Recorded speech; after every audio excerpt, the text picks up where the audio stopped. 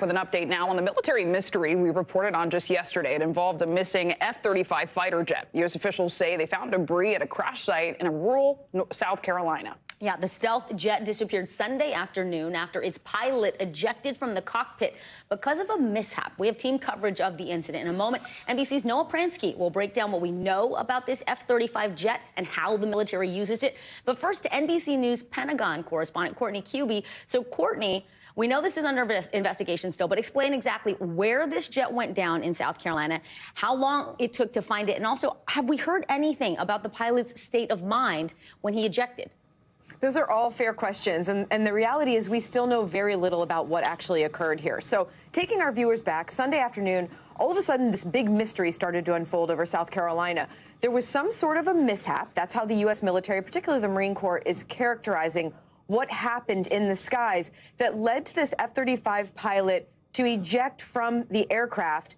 But the aircraft kept flying and then ultimately disappeared. It was about 24 hours before the aircraft was positively identified about 2 hours north of Joint Base Charleston in South Carolina. It was in a very rural area, which may explain part of the reason that it took so long for the military or local responders, first responders, to find any witnesses to what actually happened. But the bigger question is still, why was there no communication link between the military and this aircraft? Well, we got one of the answers, possible answers to that last night.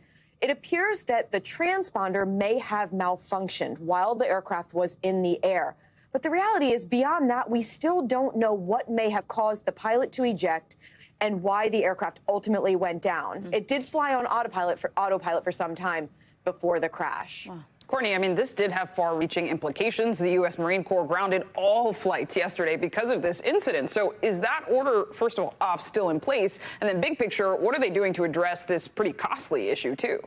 Yeah, that's right. The order is still in place. It's for about 48 hours, and that may actually extend until later this week, because if there's an aircraft that's deployed and has some real-world missions, they can delay their two-day safety stand-down until they've finished up those missions. But it's not just this F-35 incident that caused that stand-down. There were also two deadly crashes, Marine Corps aircraft, an F-18 near San Diego in August, and an Osprey crashed off the coast of Australia, also in August, that killed 3 Marines. So all 3 of those incidents together led the acting commandant of the Marine Corps, General Eric Smith, to call this safety stand down. It will be in place for several days. And essentially, it's for the pilots, the maintainers, everyone involved in all the Marine Corps aircraft to take a look at their practices and make sure that they're not doing something that could be leading to these incidents. Yeah, an important review. NBC News Pentagon correspondent Courtney Kube. Courtney, thank you. Let's bring in NBC News correspondent Noah Pransky now. Noah, first, just tell us more about the F-35. It's considered one of the most advanced fighter jets in the world, right? Yeah, so one of the big reasons that this plane above South Carolina was so hard to find,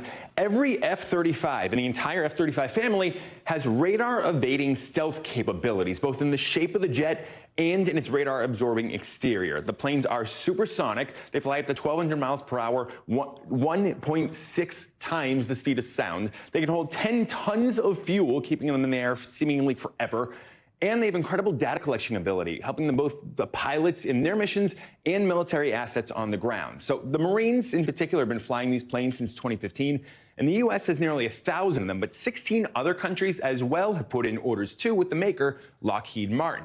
As for the cost, $40,000. No, that's not the cost of a plane. That's one helmet's cost for a pilot of an F-35. These things are so high-tech. The cost of the actual plane, a cool $80 million each. It's America's most expensive weapon system ever, which may explain why the internet had so much fun when the military asked for help in locating it.